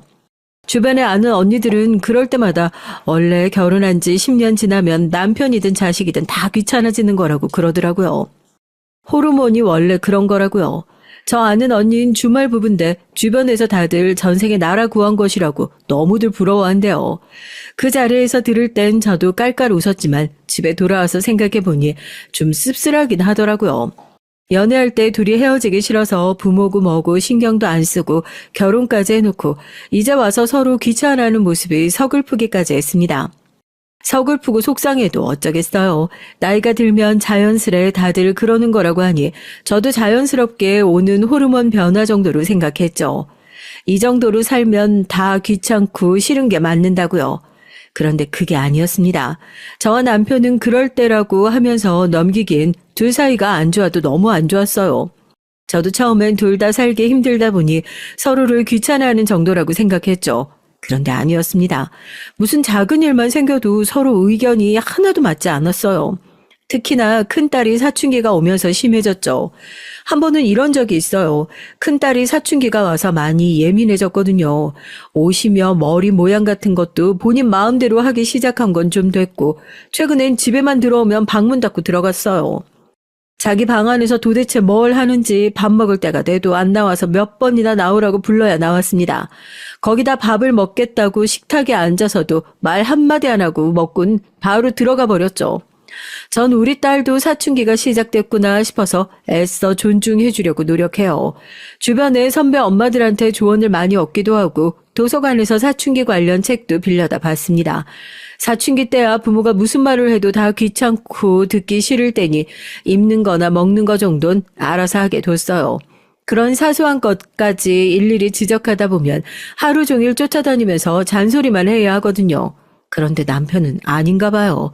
딸이 하는 거 하나하나 다 꼬투리를 잡았습니다. 딸내미가 한여름에도 긴 바지랑 긴 팔만 입고 다녔어요. 자기 딴엔 다리랑 팔이 두껍고 살이 까무잡잡한 것도 싫어서 그러는 거라는데 아무리 더워도 정말 긴 팔, 긴 바지만 입고 다니더라고요. 저도 몇 번이나 옷을 사주면서 입으라고 했지만 무슨 말만 하면 싫다고 자기가 알아서 하겠다고 하니까 그냥 넘어가기로 했죠. 그런 사소한 거 가지고까지 싸우기 시작하면 정말 하루 종일 싸워야 하거든요. 그런데 남편은 딸이 아침에 긴 팔, 긴 바지를 입고 나가는 모습을 볼 때마다 잔소리하고 언성을 높였어요. 아유, 보기만 해도 더워서 천불이 난다, 천불이 나. 다리가 굵은 게 싫으면 운동을 해서 뺄 생각을 해야지. 그렇게 가리고 다닌다고 네 다리가 바뀌어? 안 그래도 외모에 굉장히 예민한 시기인데 굳이 외모 지적을 해가면서까지 잔소리를 하니 남편은 말에 순식간에 딸 눈빛이 바로 바뀌더라고요. 이게 다 누구 때문인데? 이게 다 아빠 닮아서 까맣고 다리도 두꺼운 거잖아. 나도 엄마 닮아서 피부도 하얗고 날씬하면 얼마나 좋아? 딸인데 누굴 닮았겠어요. 큰딸은 외모부터 성격까지 남편을 그대로 빼다 박았습니다. 어릴 땐 둘이 그렇게 사이가 좋더니만 딸에게 사춘기가 오기 시작하면서부터 둘이 많이 부딪히기 시작했죠. 얼씨구, 누가 조영미 딸 아니랄까봐 남 탓만 하고 있네. 네가 그나마 나 닮아서 키라도 큰 줄 알아. 네 엄마 닮았으면 난쟁이 똥자루만 해서 어디 명함이나 내밀었겠냐? 더군다나 남편은 가만히 있는 날 들먹이면서까지 딸에게 기분 나쁜 소리를 해댔어요. 그러면서 한단 소리가 말도 안 되는 소리를 권위적으로 해댔습니다. 너 밥만 먹으면 문 닫고 방에 들어가는 짓도 꼴 보기 싫으니까 하지 마. 앞으로 한 번만 더 아빠 집에 있는데 방문 닫고 들어가면 방문 다 뜯어버릴 테니까 그런 줄 알아. 내 방인데 문도 마음대로 못 닫아? 문 좀 닫았다고 방문 뜯어버린 아빠가 세상에 어디 있어? 공부하는 것도 아니면서 매일 음침하게 혼자 방에 들어가 있으니까 하는 소리 아니야. 암튼 앞으로 긴팔 긴바지 입고 방문 닫아봐. 아빠 한 번 말하면 그대로 하는 사람인 거 알지? 정말로 방문 뜯어버릴 거야. 딸은 듣다 답답한지 입술이 툭 튀어나온 채로 그대로 현관문을 꽝 소리가 나게 크게 닫고 등교를 했어요. 전 그 상황이 안타까워서 남편에게 한 소리 했죠. 애가 사춘기라서 좀 예민하게 구는 건데 어른이 돼서 별것도 아닌 것 가지고 왜 당신까지 예민하게 굴어? 사춘기 때야 외모에 신경 쓰는 게 당연하지. 안 그래도 부부 사이에 거슬리는 것도 많은데 굳이 자식 문제로까지 싸우고 싶진 않아요. 하지만 그대로 뒀다간 남편과 딸 사이까지 틀어질까봐 걱정돼서 안 나설 수가 없더라고요. 그러자 남편도 가만히 있지 않았습니다. 남편은 여느 때와 같이 무조건 제 잘못이라고 몰아갔어요. 이게 다 당신 때문이잖아. 어릴 때부터 딸이라고 오냐오냐 키우다니만 애새끼가 커도 아빠 앞에서 큰 소리나 치고 버르장머리가 없어. 그게 왜 나 때문이야? 내가 돈 벌러 나가느라 애는 당신이 거의 키웠는데? 자기가 오냐오냐 키워서 그런 거지. 그땐 큰딸이라고 예뻐서 벌벌 떨더니만 이제 와서 본인 말 안 듣고 애가 큰 소리 치니까 거슬리나 보지? 그랬어요. 딸이 태어났을 땐 첫애라 그런지 남편도 아주 예뻐서 살살 눕더니만 애가 크면서 자기 마음대로 되지 않으니 이젠 그것도 제 잘못이라네요. 또 돈 좀 벌었다고 유세는 당신이 그런 생각을 가지고 맨날 애들 앞에서 내 욕이나 하고 무시하니까 애들도 아빠를 아빠로 생각 안 하고 만만하게 생각해서 저러는 거잖아. 남편은 또 이상한 방향으로 분위기를 몰아갔습니다. 남편은 언젠가부터 자꾸 제가 본인을 무시하고 애들 앞에서 욕을 한다고 그랬어요. 내가 언제 당신 욕을 하고 무시를 했다고 그래? 당신 그거 자격지심이야. 그래, 내가 못나서 자격지심 있어서 그런다. 됐냐? 됐어? 아이고, 여자가 돼가지고 남자가 아침부터 출근하는데 큰 소리나 내고 잘한다, 잘해. 당신만 출근해? 나도 출근해. 아침부터 등교하고 회사 가는 사람 붙들고 잔소리한 게 누군데 그래? 아유, 우리 부장님 잘나셨네, 잘나셨어. 어? 얼마나 잘나셨는지 옆에 내가 자식들 앞에서 남편 기 살려주는 법을 모르지 몰라. 남편은 자기 할 말만 다 하고 소리까지 버럭 지르고는 그대로 출근해버렸어요. 전 아침부터 남편의 비아냥거리는 소리에 정신이 하나도 없었습니다. 그리고 속이 상했죠. 어느새 우리 가족이 이렇게까지 되어버렸나 싶어서요. 지금까지 남편이 사고는 좀 쳤어도 저 정도로 날카롭진 않았었는데 언제부턴가 남편도 저나 아이들에게 관심도 없고 쌀쌀맞게 대했습니다. 저야 남편이 무슨 짓을 하든 애들 생각해서 꾹 참고 살았던 건데 뒤늦게 남편이 삐딱하게 구니까 저로서는 어떻게 해야 할지 몰라 혼란스럽더라고요. 현재 저와 남편은 맞벌이에요. 하지만 남편이 제대로 된 직장을 다니게 된 진 몇 년 되지 않았습니다. 그전까진 제가 혼자 벌다시피 하면서 네 식구가 살았거든요. 결혼 전엔 원래 둘이 같은 대기업을 다녔어요. 결혼 직전에 남편이 갑자기 친구들과 사업을 하겠다고 다니던 직장을 그만두고 퇴사했습니다. 그래서 친정 부모님이 결혼을 잠깐 반대했었어요. 사실 저와 남편이 처음 결혼하겠다고 했을 땐 남편이 저와 같은 직장을 다니고 있었기 때문에 부모님께서 허락했던 거예요. 제 입으로 이런 얘기하기 민망하지만 사실 저희 친정 부모님이 사람 조건을 좀 따지세요. 학벌이나 직장, 집안 같은 걸 중요하게 여기십니다. 저희 시부모님은 시골에서 작게 농사 지으세요. 더군다나 남편이 막내 아들이라 시부모님 두 분 다 연세가 많으십니다. 안 그래도 친정 부모님께서 그 부분은 마음에 안 들어 했는데 남편이 잘 다니던 직장까지 그만둔다고 하니 많이 불편해하셨죠. 남편이 하는 일이 비전이 있다고 제가 설득해서 결혼까지 하게 된 거예요. 그런데 남편이 친구들과 하던 사업이 잘 안 됐습니다. 당시에 제가 첫 애를 임신했을 때인데 생각보다 수입이 저조해서 투자자가 더는 투자하지 못하겠다고 발을 빼는 바람에 사업을 접게 됐어요. 덕분에 전 임신하고 애를 2번이나 낳는 동안 한 번도 육아휴직을 쓰지 못하고 내내 일을 했습니다. 우리 회사는 육아휴직을 해도 월급이 나와서 육아휴직을 써도 됐는데 남편이 못 쓰게 말렸어요. 내가 집에 있는데 굳이 당신이 뭐하러 육아휴직을 써. 당신이라도 회사에서 인정받고 승진해야지. 내가 외조 팍팍 할 테니까 당신은 회사 생활 열심히 해.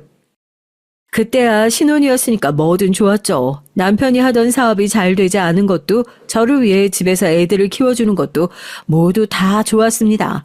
젊은 나이에 하고 싶은 것도 하면서 살아보는 게 나쁘지 않다고 여겼거든요. 그런데 그것도 잠시더라고요. 시간이 지날수록 남편이 한심하게 느껴졌어요. 특히나 친정 부모님께서 남편을 좋아하지 않으셨죠. 제가 일하는 동안 남편이 친정 엄마와 함께 애들을 봤어요. 당시 남편이 직장을 구하겠다고 여기저기 이력서도 넣고 면접도 보러 다닐 때라 남편이 일에 있으면 친정 엄마가 우리 집에 와서 애를 봐주셨거든요. 그러다 보니 자연스레 친정 부모님께서 부부 일에 관여하실 때가 많았습니다. 자주 우리 집에 와서 남편과 제가 사는 모습을 보다 보니 그럴 수밖에 없었죠.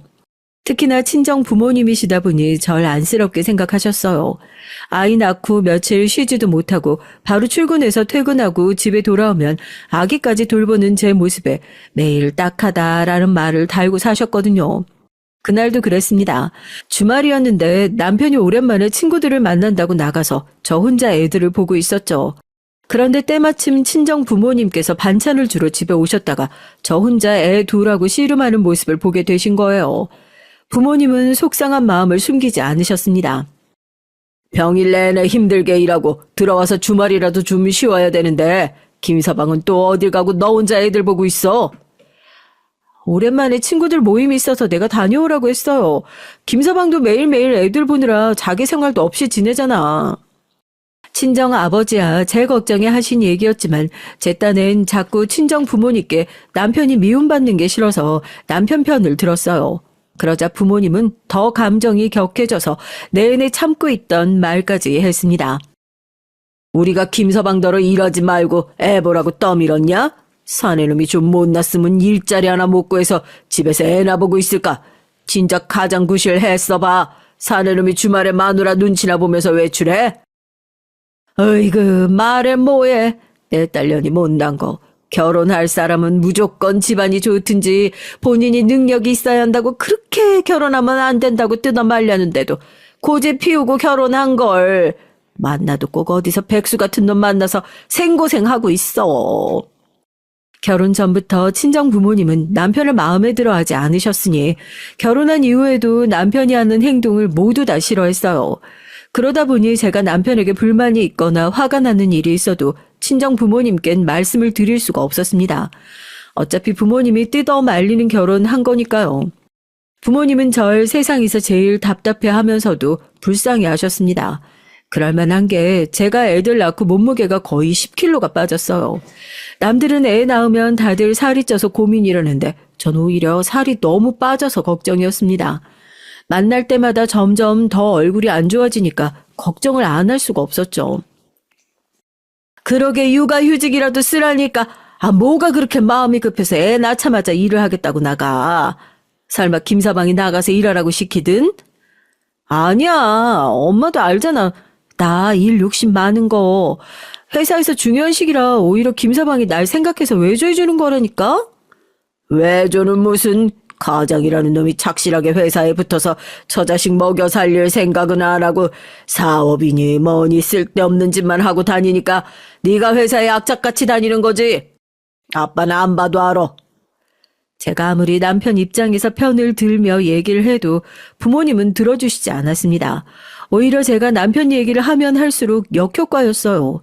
부모님은 남편을 미워하면 미워할수록 절 챙겨주셨죠. 그날도 혼자 애 둘을 보고 있는 절 그냥 두고 가실 수 없었는지 친정 부모님께서 애들 보는 것도 도와주시고 맛있는 음식도 사주고 가셨습니다.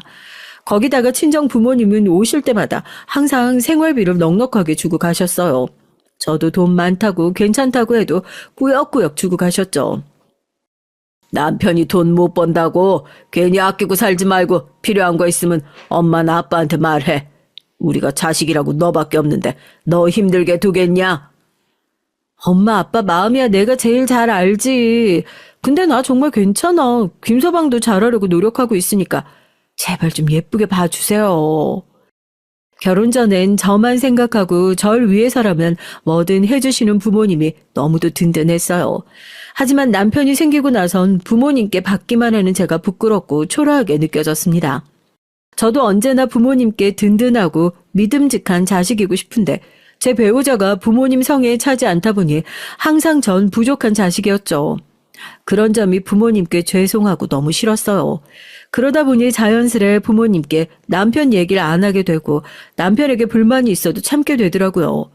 무엇보다 남편은 제가 선택한 사람이니 제 선택에 책임져야 한다고 생각했습니다. 그런데 이게 살다 보니까 은근히 스트레스더라고요. 신혼 때나 불만이 있어도 참아지는 거지. 저도 나이가 들고 결혼 생활이 좀 되니까 남편에게 이런저런 불만이 생겼습니다. 특히나 남편의 밑도 끝도 없는 사업병이 절 가장 힘들게 했어요. 흔히들 어른들이 남자 중에 술, 낚시, 여자 좋아하는 놈은 만나지 말라고 한다지만 제가 보기엔 사업병이 제일 문제예요. 남편은 조금만 꼬시면 최면에 걸린 사람처럼 홀라당 넘어가서 정신 못 차리고 집안 거덜나게 하는데 최고였습니다. 술이야 몸 아프면 못 먹고 낚시나 여잔 돈 없으면 못하지만 사업병은 돈이 없어도 남의 돈이라도 빌려서 덤비니까 더 큰 문제인 거예요. 제 남편이 그랬죠. 당시 애들이 둘 다 초등학교 다닐 때였는데 전 바보처럼 남편이 정신을 좀 차렸는지 알았어요. 한동안 잠자코 직장에 열심히 다녔거든요. 식당에서 쓰는 키오스크 같은 기계를 개발하는 회사였는데 몇 년 성실하게 다니는 것 같았어요. 그러던 어느 날이었습니다. 웬일로 남편이 며칠 휴가라고 집에 있더라고요. 남편도 오랜만에 쉬는 거라 저도 휴가를 맞춰 애들하고 어디 놀러라도 다녀오려고 했죠. 그런데 제가 며칠 여행이라도 가자고 해도 남편은 들은 채도 안 하고 잠만 자더라고요. 내내 둘 다 바빠서 애들 데리고 물놀이도 한번 못 갔다 왔는데 가까운 계곡이라도 갔다 올까? 휴가철이라 어딜 가나 사람 많을 텐데 계곡은 무슨 계곡이야. 나 너무 피곤해. 그냥 쉴래. 남편이 자상한 성격은 아니어도 원래 물놀이라면 자다가도 일어날 정도로 물을 좋아하는 사람이 웬일로 아무데도 가고 싶지 않다고 짜증을 내더라고요. 처음엔 이 사람이 피곤해서 그런가 보다 했죠. 그런데 며칠 지켜보다 보니 뭔가 평소보다 달랐습니다. 뭔가 피하게 있는 사람처럼 전화가 와도 안 받고 잠만 자더라고요. 여자의 촉이란 참 이상하죠. 그냥 피곤해서 자는 걸 수도 있는데 이상하게 남편 행동 하나하나가 걸리더라고요. 얼마 전부터 뭔가에 쫓기는 사람처럼 정신없이 굴지를 않나. 집에 와서도 핸드폰만 보고 있는 게 아무래도 마음에 걸렸어요. 전 남편이 자는 사이에 몰래 핸드폰을 가지고 나와서 남편 핸드폰을 확인했죠. 그런데 역시나 제 촉이 맞았습니다. 이 인간이 또 헛짓거리를 했더라고요. 핸드폰에 부재중 전화가 수두룩했고 어떻게 된 일이냐고 묻는 메시지가 잔뜩 쌓여 있었습니다. 전 순간 겁이 나서 그대로 남편 핸드폰을 꺼버렸어요. 남편이 내내 숨기고 있던 진실을 제가 알게 되는 게 더 겁이 나서요. 어차피 저에게 숨기고 있는 걸 이대로 모르는 채 넘어가는 게 더 낫겠다 싶었습니다. 그런데 그때 집 초인종이 울렸어요. 누군가 찾아왔습니다. 거기다가 뭐가 그렇게 급한지 초인종을 다급하게 여러 번을 눌렀죠.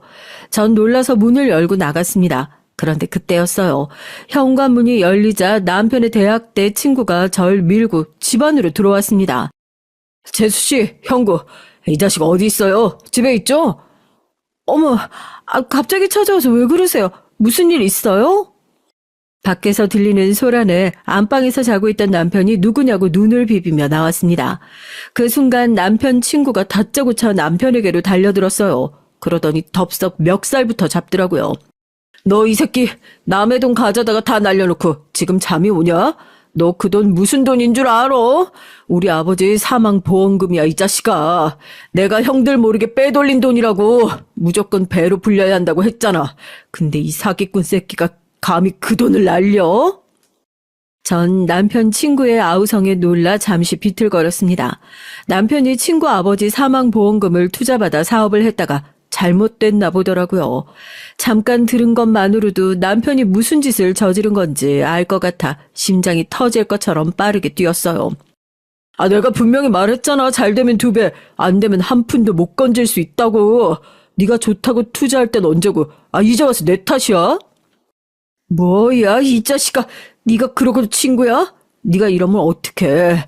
나 이제 어떡하냐고. 우리 어머니랑 형들 얼굴 어떻게 봐. 네 돈도 아닌데 왜 난리야. 너도 형들 모르게 너희 엄마한테 뺏은 돈이잖아. 어차피 아무도 모르는 돈인데 지금까지처럼 비밀로 하면 되지 뭐가 문제야.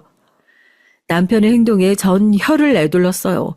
아무리 궁지에 몰렸어도 그렇지 사람이 어떻게 저렇게까지 뻔뻔하게 굴 수 있는 건지 모르겠어요. 뭐야? 너 말 다 했어? 내가 너 가만둘 것 같아? 내가 너 사기죄로 고소하고 깜빵 가게 해줄 거야. 알았어? 야, 돈 문제 얽히면 원래 친구고 뭐고 없는 거야. 내가 잘 안다만 네가 그런 소리 하니까 기가 찬다. 기가 차. 너야말로 투자한 거 대박 났으면 너희 형제들한테 돈 나눠줬겠냐? 처음부터 아버지 보험금 자기가 혼자 꼴깍하려고 했으면서 네가 무슨 권리로 나한테 사기꾼이래.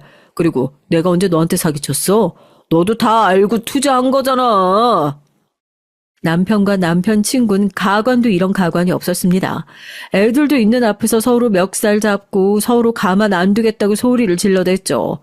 저도 더는 봐줄 수가 없어서 둘을 말렸어요. 그러곤 남편 친구부터 진정시켜서 돌려보냈습니다. 저도 처음 듣는 얘기라 이게 무슨 상황인지 모르겠어요. 제가 애들 아빠한테 얘기 들어보고 어떻게든 해결할 테니까 그만 들어가세요. 애들도 보고 있는데 이러면 안 되는 거잖아요. 재수 씨도 나한테 이러는 거 아니에요. 내가 둘 결혼하고 애들 낳을 때마다 얼마나 챙기고 잘했는데 나를 속여요? 나 오래 못 기다려요. 다음 주까지 내 돈 정리 안 해주면 저 새끼 고소할 거니까 그런 줄 알아요.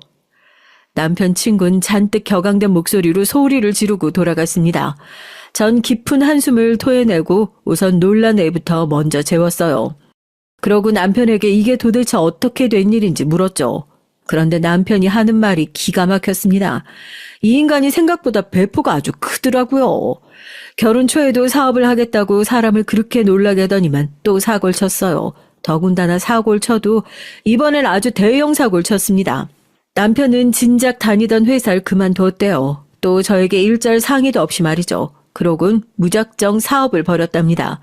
회사 다니는 동안 어울려 다니던 사람들이 있었는데 그 사람들이 남편을 작정하고 꼬셨나 봐요.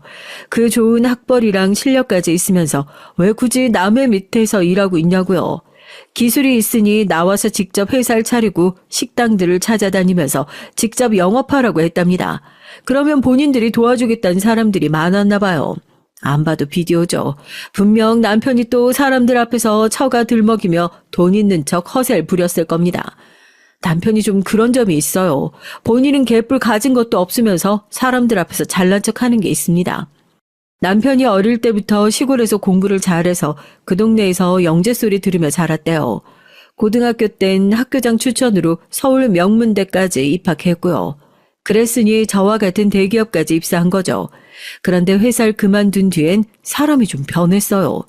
그전엔 철은 좀 없어도 순박하고 순진했었는데 사업 준비한다고 이런저런 새로운 사람들하고 어울리더니만 괜히 어깨에 힘주고 다니더라고요. 거기다가 신혼 초 사업이 망하고 나선 더 이상해졌죠. 사람이 좀 자격지심도 생기고 자꾸 고집을 피우더라고요. 결혼 전엔 그래도 무슨 일 있으면 항상 저랑 상의하곤 했었는데 회사를 그만둘 때부턴 자꾸 저에게 뭔가 숨기기 바빴습니다. 제가 뭘 물어보면 대충 얼버무리기 일쑤였고요. 거기다 남편은 툭하면 거짓말을 했어요. 저에게뿐만 아니라 주변 사람들에게도 괜히 허세를 부리면서 안 해도 되는 거짓말까지 해댔어요.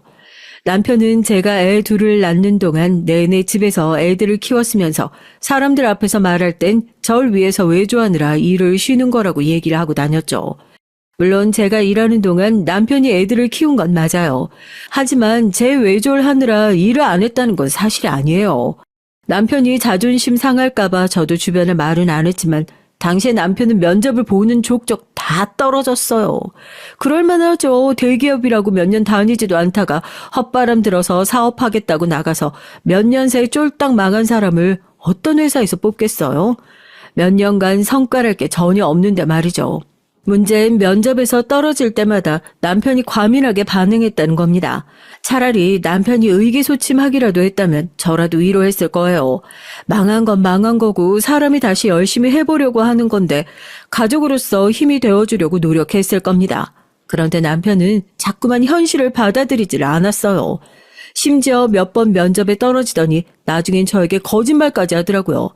마치 면접엔 붙었는데 본인의 의지로 가지 않는 것처럼 말이죠. 나도 웬만하면 들어가려고 했는데 직원놈들이 어리고 재수없어서 안 간다고 했어. 별것도 아닌 것들이 회사 생활 좀 몇 년 더 했다고 내 앞에서 잘난 척하고 떠드는데 참 어이가 없더라고. 내가 바로 얼마 전까지 사장 소리 듣던 사람인데 그런 놈들 밑에서 일할 순 없잖아. 그래, 당신도 사회 경험 있고 경력 있는데 신중하게 생각해야지. 너무 급하게 생각하지 말고 천천히 알아봐. 어쩌면 남편이 저렇게 된 게 제 잘못인지도 모르겠습니다. 뻔히 면접에서 떨어졌다는 연락을 받은 걸 제가 확인했는데도 남편이 제 앞에서마저 허세를 부리는데 그걸 모른 체하고 다 받아줬어요. 그러지 말았어야 했습니다. 남편이 제 앞에서도 그러는데 친구들이나 전 직장 동료들에겐 어땠겠어요. 남편은 슬슬 남들 앞에서 허세를 부리는 게 습관이 돼서 제가 보기에도 정도가 지나쳤죠. 한 번은 그런 적도 있었어요. 남편 대학 때 친구들 모임이 있어서 가족 동반으로 식사를 한 적이 있어요. 명문대 친구들이다 보니까 다들 연구원에 공기업에 잘 나가는 친구들이 수두룩했죠. 그래서 그런지 남편은 모임에 가기도 전부터 호들갑을 떨었습니다. 가지고 있는 옷 중에 제일 비싼 옷 갖춰 입고 친정 아버지에게 차까지 빌려서 나갔어요. 본인 차는 국산차고 친정 아버지 차는 외제차거든요. 전 변한 남편이 이해가 되지 않아 꼭 그렇게까지 해야 하냐고 물었죠. 어차피 다들 친한 사이라 남편이 사업에 망한 걸 다 아는 친구들인데 허세 부려봐야 뭐하냐고요. 그러자 남편이 하는 말이 어이가 없었어요. 당신이 몰라서 그렇지. 오늘 만나는 새끼들 학교 다닐 때 다 나보다 학점도 안 좋고 공부도 못하는 놈들이었어. 취직도 그중에 내가 제일 먼저 했다고. 근데 내가 사업 망한 거 알았으니 얼마나 고소하다고 비웃어대겠어. 이럴수록 내가 그 정도 일 가지고 망하지 않는다는 거 똑똑히 보여줘야지. 남편이 하는 말 족족 한심하고 기가 막혔지만 남편 앞에서 티를 낼 수는 없었습니다. 바로 얼마 전까지 빚쟁이들한테 시달리느라 고생했는데 저까지 구박하고 싶지 않았거든요. 더군다나 남편이 주변 사람들에게 투자받았다가 날린 돈을 친정에서 도와주셨어요. 전 어떻게든 친정에 얘기하지 않고 제 선에서 해결하려고 했습니다. 그런데 어느새 남편이 친정에 찾아가서 친정 아버지께 부탁을 했더라고요. 이번 일만 해결해 주시면 다시는 이런 일 없이 성실하게 취직해서 살겠다고 약속을 했답니다. 친정 아버지께서 남편한테 제일 걱정했던 부분이 바로 사업병에 걸려 툭하면 사업하겠다고 일을 벌이는 거였는데 다시는 하지 않겠다 본인이 먼저 선전포고를 했으니 아버진 그 말에 속는 셈 치고 한 번 더 믿어보기로 하셨어요. 그래서 남편이 진 빚을 몽땅 다 갚아주신 거죠. 그런데 세상에 어디 공짜가 있나요? 친정 아버진 도와줄 땐 시원하게 다 도와주셔놓고 남편을 만날 때마다 속이 뒤틀리시는지 남편 볼 때마다 구박을 했죠. 일이 정리된 지 얼마 되지 않았는데도 자꾸만 취직이 안 됐는지 재촉했습니다. 자네는 회사 망한 지가 언젠데 아직까지도 놀고 있어. 과장이 돼서 애들 크는 거 보면 무섭지도 않나? 그러게, 진작에 회사 안 때려치고 성실하게 다녔으면 김서방 자네도 우리 딸만큼은 아니어도 과장 정도는 달 수 있었을 텐데. 아이고, 답답해서 원. 이 사람도 잘 해보려다가 그런 건데 좀 이해해 주세요. 앞으로 다시는 똑같은 실수 안 할 거예요. 내 딸이지만 보살이 따로 없다. 맨날 마누라 속이고 사업한다고 돈 날리는 남편. 도대체 뭐가 예쁘다고 자꾸 편을 들어? 부모 앞에서라도 속 좀 시원하게 다 털어놔야. 그래야 너도 살지. 너 자꾸 그렇게 참다가 속병 나. 친정 부모님 마음이야 저도 100번 이해합니다. 남편이라고 매번 잘못하는데 제 속이 말이 아닌 거요. 부모님으로서 당연히 다 이해하시겠죠. 하지만 제가 남편 편을 안 들어주면 누가 남편 편 들겠어요. 미우나 고우나 내 사람인데 내가 챙겨야죠. 장인어른 장모님, 제가 정말 멍청했어요. 저라도 저 같은 사위 미울 거예요. 다시는 이런 실수 안 할 테니까 제발 한 번만 믿어주세요. 남편의 말에도 친정 부모님은 행여나 그러겠다라는 표정으로 남편을 한심하게 바라봤습니다. 그럴 때 보면 전 남편이 얼마나 자존심도 상하고 속상할까 싶어 안쓰러웠죠. 그래서 친구들을 만났을 때만이라도 남편의 장단에 맞춰주려고 노력했어요. 그런데 남편은 정도가 심해도 너무 심했어요. 친구들과의 식사 자리에서 내내 되지도 않는 허세를 부리더라고요. 저희가 친정 아버지께 빌려 타고 온 차를 자기 차라고 얘기를 하질 않나. 저희가 사는 아파트가 20억이 넘는다고 하질 않나.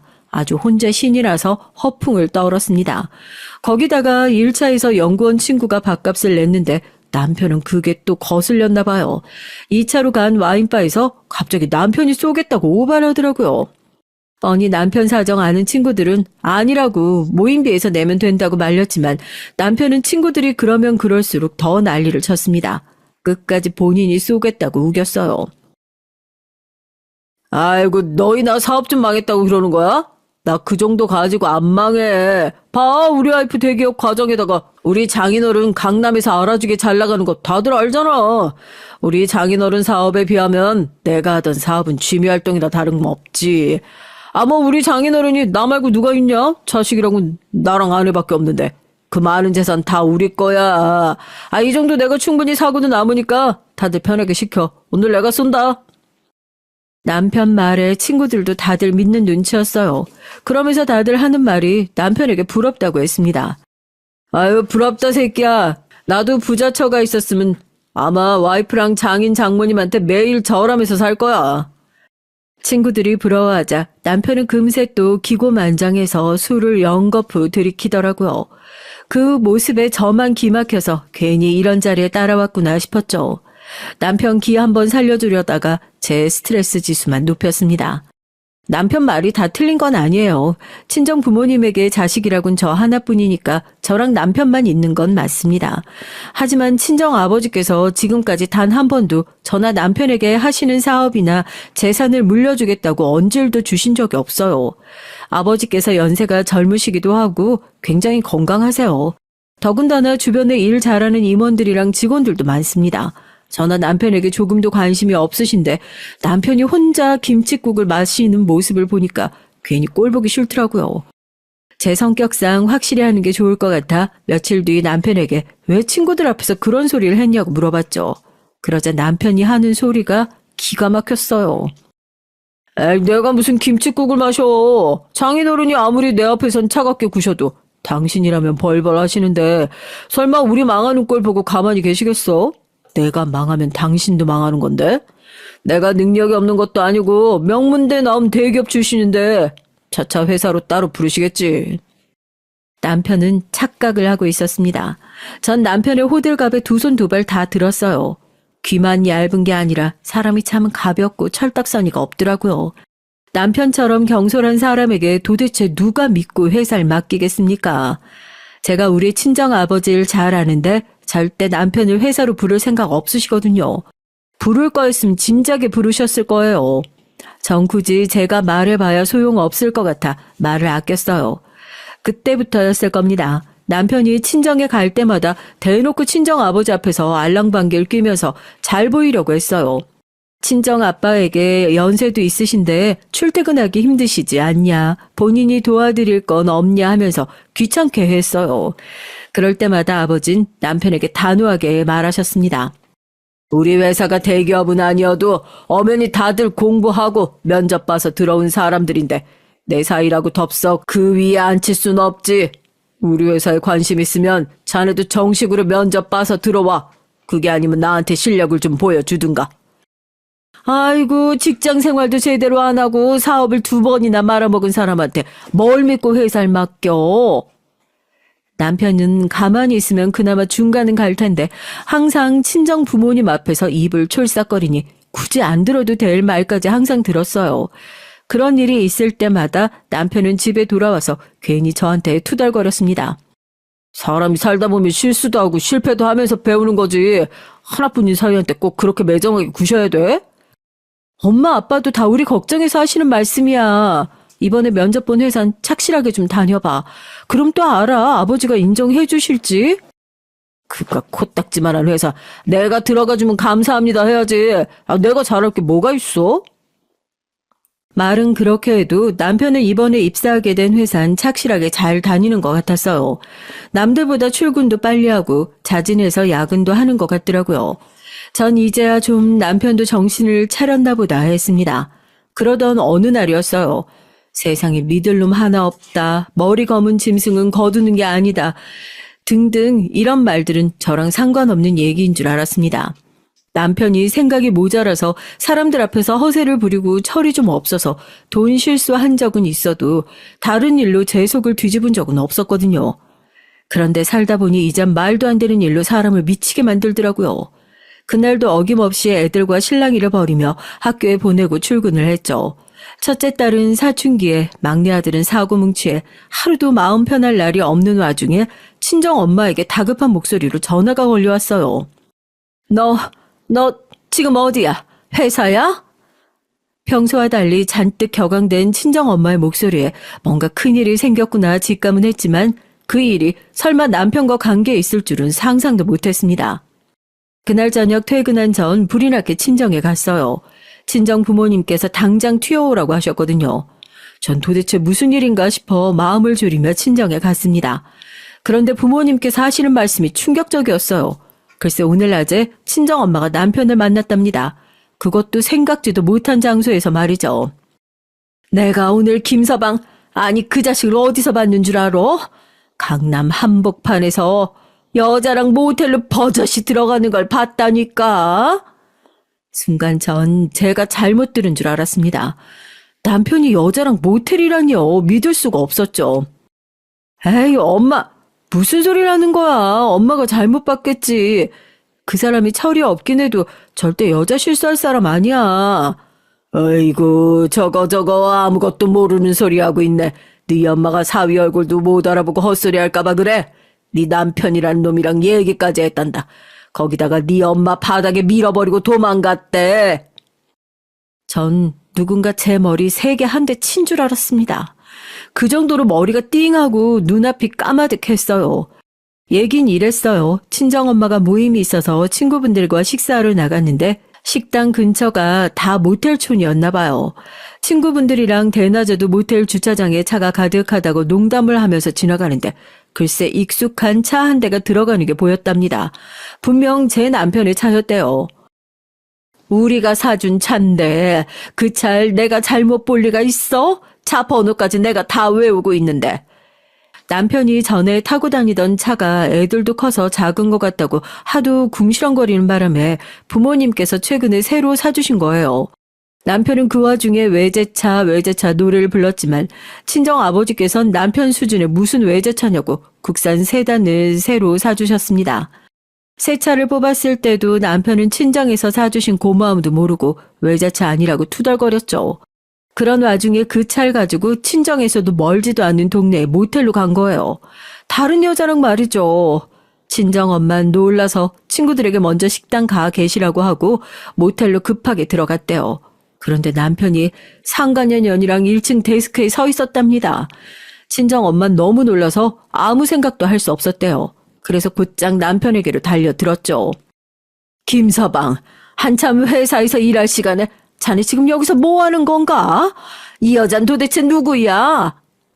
갑작스러운 엄마의 등장에 남편도 놀라긴 놀랐는지 처음엔 눈이 휘둥그레져서 그 자리에서 넘어지기까지 했대요. 친정엄마는 평생 뒤치다꺼리를 해준 사위가 바람까지 났단 사실에 너무 화가 나서 그대로 남편의 멱살을 잡고 일으켰답니다. 그러곤 뺨을 3개 내리쳤대요. 그러자 순식간에 남편 눈빛이 날카롭게 변했대요. 더군다나 옆에 있던 상간녀 년이 호들갑을 떨었답니다. 어머 자기야, 이 아줌마 누구야? 누군데 오빠 멱살 잡고 때리고 그래. 아줌마 나요. 무식하게 지금 뭐 하는 거예요? 친정엄마는 상간녀 입에서 튀어나온 무식하다는 말 한마디에 이성을 완전히 잃어버리셨대요. 엄만 그대로 상간녀 머리채 잡고 바닥에 뒹굴었답니다. 이런 미친년이 남의 남편 꼬셔서 모텔 가는 주제에 어디 감히 누구한테 무식하대? 너 오늘 나한테 한번 죽어볼래? 자기야, 이 아줌마 나 때려. 살려줘. 나 머리 다 뽑힌 것 같아. 그때였습니다. 여자한테 미치면 처자식도 버리고 부모 형제도 모른다더니만 남편이 딱 그 짝이었어요. 상간녀한테 미쳐선 저희 친정엄마를 상간녀에게서 떼어내면서 밀어버렸대요. 엄만 그대로 바닥에 고꾸라졌답니다. 너무 아파서 소리를 왁 질렀는데도 남편이 쳐다도 안 보고 오히려 상간녀 년을 부축하면서 엄마에게 막말을 퍼부었대요. 뭐 하는 짓이야? 나라고 몰래 여자 만나고 다니고 싶은 줄 알아? 당신 딸이 부족해도 너무 부족하니까 나도 숨이라도 쉬려고 바람 피우는데 어쩌라고. 이게 다 당신들이 딸 자식 잘못 키워서 그런 거잖아. 뭐야? 이 자식이 뚫린 입이면 아무 말이나 해도 되는 줄 아나. 내 딸이 부족하긴 뭐가 부족해. 부족해도 네가 훨씬 더 부족하지. 부모라고 자기 딸년 편만 들긴. 부부 사이 일은 부부만 아는 거니까 신경 끄셔. 이 자식이 이제야 본색 드러내는구나. 응? 그렇게 싫었으면 진작 헤어질 것이지. 왜 몰래 바람 피우기를. 에이, 그거야 마누라는 싫어도 처가에 돈이 있는 거 믿고 참고 살아보려고 했지. 근데 어차피 장인 장모라고 매일 자기 딸만 싸고 돌고 사위는 개무시하면서 떨어지는 것도 없는데 차라리 잘 됐어. 나도 더는 못 참아. 당신 딸이랑 이혼할 거야. 친정엄마는 남편의 반응에 기가 막혀서 그대로 말문이 막혀버리고 말았답니다. 거기다가 그 다음 남편의 행동이 경악스러웠대요. 자기 괜찮은 거야? 안 되겠다. 어디 다쳤을 수도 있으니까 우리 병원부터 가보자. 우리 자기 다쳤으면 당신 가만히 안 둘 거니까 그런 줄 알아. 남편은 상간녀가 다쳤으면 친정엄마를 고소까지 하겠다고 했대요. 그리고 곧장 상간녀를 데리고 사라져버렸답니다. 전 친정엄마의 말을 듣는 내내 충격에 휩싸여서 도무지 말을 할 수가 없었어요. 그런데 그때였습니다. 엄마가 제 어깨를 툭 쳤어요. 으이그 순진한 년. 남편이 바람 좀 피웠다고 금방 의기소침해져선 이게 다 너한테 기회야. 그런 거지 같은 새끼 떨궈버릴 수 있는 좋은 기회라고.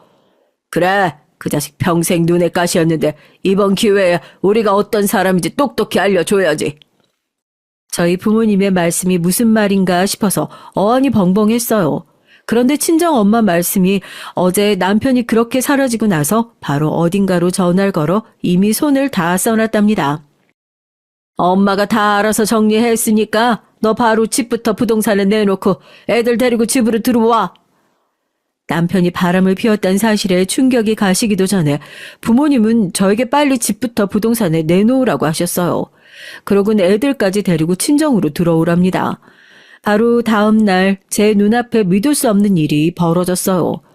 회사에 휴가계를 내고 친정에 와 있었는데 남편이 친정까지 찾아와서 제 앞에 무릎을 꿇고 앉아 있었습니다. 여보, 아무리 그래도 이건 아니지. 우리가 자식을 둘이나 낳고 산 세월이 있는데 어떻게 나한테 이래? 제발 도와줘. 이럴 것까진 없잖아. 그 여자 그냥 술집에서 만난 여자야. 절대 진지한 사이 아니라고. 남편의 말이 무슨 말인가 싶어 미간을 구기고 있는데 그때 친정 부모님께서 나와 남편에게 나가라고 당장 소리를 지르셨습니다. 여기가 어디라고 니놈이 감히 당장 안 꺼져? 장인어른, 저 이대로 못 돌아가요. 직장도 모자라서 저희 부모님까지 거리에 나앉게 생겼는데 제가 어떻게 가요? 남편은 벌떡 일어나 친정 아버지의 바지가랑이를 붙잡았어요. 꼴값 떨고 있네. 내 딸한테 상처 줬을 땐 이런 생각까지 안 했나 보지? 우리 할 일 끝났으니까 괜한 짓 하지 말고 당장 꺼져. 장모님, 그날은 제가 정신이 어떻게 됐었나 봐요. 제발 한 번만 용서해 주세요. 어제만 해도 저와 이혼을 하니 많이 난리를 친 사람이 갑자기 왜 저러나 싶었어요. 그런데 그럴 만한 이유가 있더라고요. 제 부모님이지만 정말 대단하세요. 알고 보니 어제 친정 엄마께서 전화한 사람은 다름 아닌 시부모님이었습니다. 남편과 제가 결혼할 때 시부모님께서 시골에 있는 작은 전셋집에 살고 계셨어요. 제가 그 얘기를 했더니 부모님께서 혀를 끌끌 차시며 그 나이까지 도대체 어떻게 살면 그 시골 촌구석에 집도 하나 없냐고 하셨습니다. 남편 형제가 5이에요. 아들만 5인 집에 남편이 막내죠. 그러다 보니 다른 형제들 장가갈 때마다 땅도 팔고 집도 팔아서 남은 게 없었어요. 남편이 결혼할 땐 결혼 반지 하나 사주실 형편이 안 됐죠. 친정 부모님이 말은 쌀쌀맞게 하셔도 정은 있으세요. 시부모님이 어렵게 사신다는 얘기가 아무래도 마음에 걸렸는지 얼마 뒤에 두 분이 사시는 동네에 집과 땅을 사주셨어요. 대신 제 이름으로요. 시부모님은 그동안 그 집에 사시면서 소일거리로 농사일을 하셨습니다. 가만 보면 남편은 참 멍청해요. 결혼한 지 15년이 넘어서 그 일은 까마득하게 잊고 있었나 봐요. 시부모님 집이며 본인 차며 심지어 직장까지 다 친정 부모님이 도와주신 일인데 워낙 뭐든 감사할 줄 모르는 사람이다 보니까 본인이 실수를 했을 때 어디까지 이룰 수 있는지 생각을 못했나 봐요.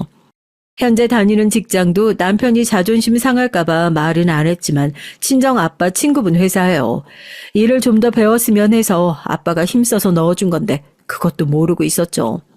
남편은 하루아침에 직장, 집, 자동차, 아이들까지 모두 다 잃었습니다. 당연한 결과죠. 결혼하고 이뤄낸 것들 중에 남편 명의로 된 건 아무것도 없으니까요. 남편의 가소로운 행동에 저도 더는 참을 수가 없었습니다. 전 친정 부모님께 용서해달라고 애원한 남편에게 다가갔어요. 그러곤 남편의 뺨을 있는 힘껏 내려쳤습니다. 넌 이런 상황에서도 집이나 차 같은 것만 보이지?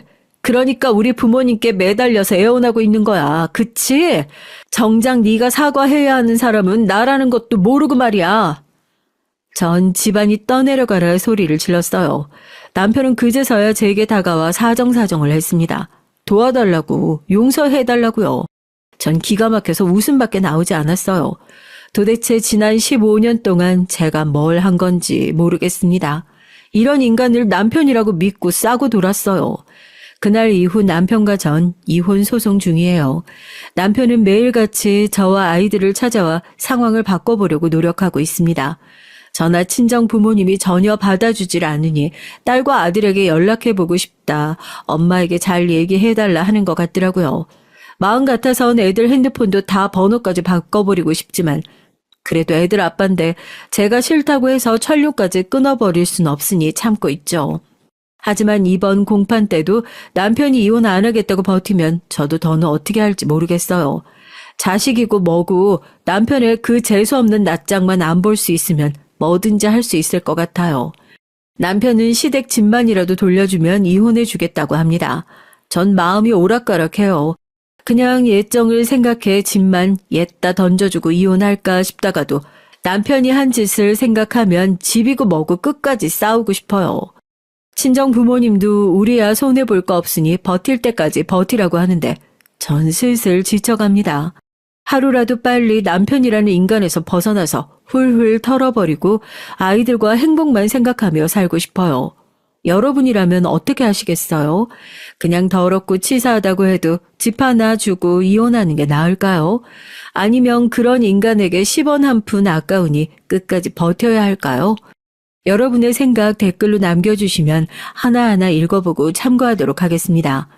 여러분의 응원에 힘입어 저도 힘내서 살아볼 테니까 여러분께서도 항상 즐거운 일만 가득하시길 바랄게요. 끝까지 저의 인생 얘기 들어주셔서 감사합니다.